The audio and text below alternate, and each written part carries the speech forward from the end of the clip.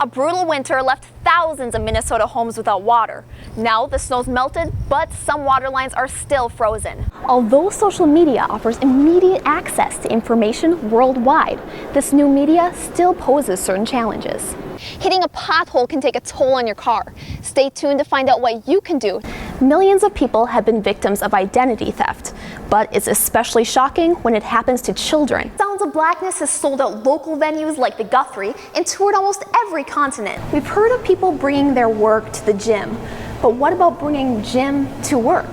Research suggests it might boost productivity. The intersection will be closed through the summer, possibly into the fall, but travelers will be able to avoid the construction. Unfortunately, these buildings are restricted, and for good reason. Although a missing key card may not seem like a big deal, it's very important that students file a public safety report. Public safety will be blocking off the left lane to prevent students from speeding past the guard shack. 15 people piled into this vehicle to keep warm. NRB will be able to provide more information to a larger audience quicker than ever before.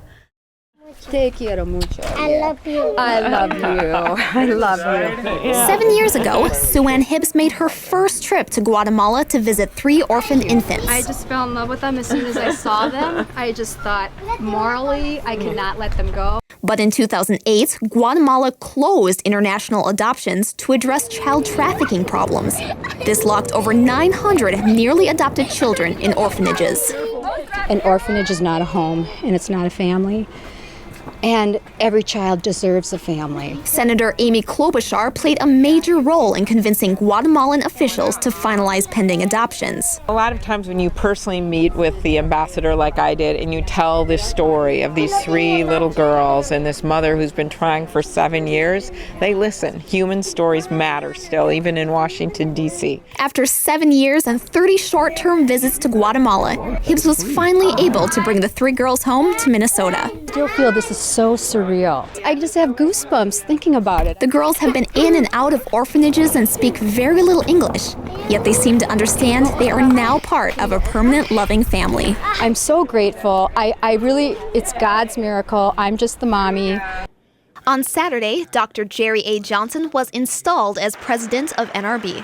With a background in Christian radio and theological studies, Johnson brings a vision to accommodate a broader, younger generation. I think one of the things that I'm really keen to get right on top of is to bring NRB into the 21st century. The current generations are moving away from television and radio and towards social media platforms. Social media is probably one of the most powerful tools we have today to help spread the gospel. Media can go places that you or I could never go.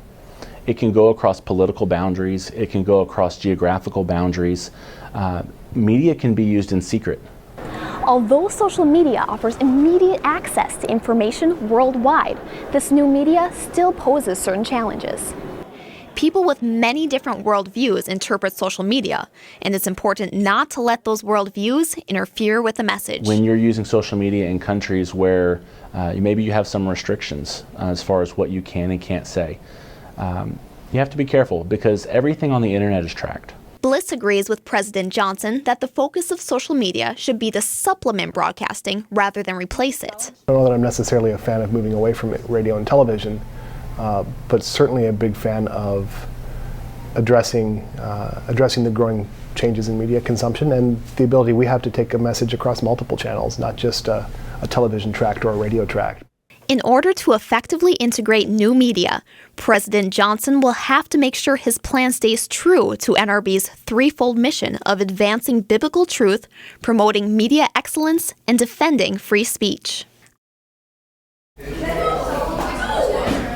We've pretty much cut our staff down over the years about as much as we can. I don't know how much more we can cut our staff and keep our current mode of operation.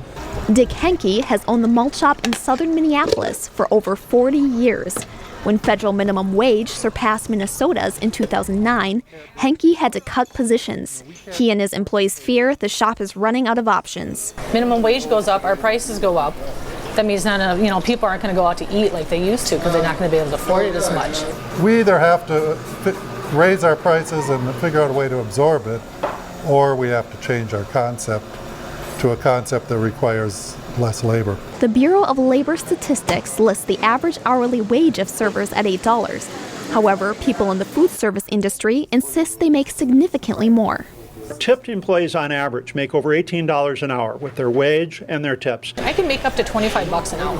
I'm happy with what I make right now. Today, food service employers and employees attended a press conference in support of a tiered tip system. It would keep our tipped employees at their current federal minimum wage of $7.25 if they make $12 an hour or more with their tips and wages. According to State Representative Ryan Winkler, food service workers underestimate the difficulty of implementing a tiered wage system. The Hospitality Association has been pushing this tiered tip for the last year or so. They didn't have a lot of success last year. I guess you can't blame anybody to keep trying.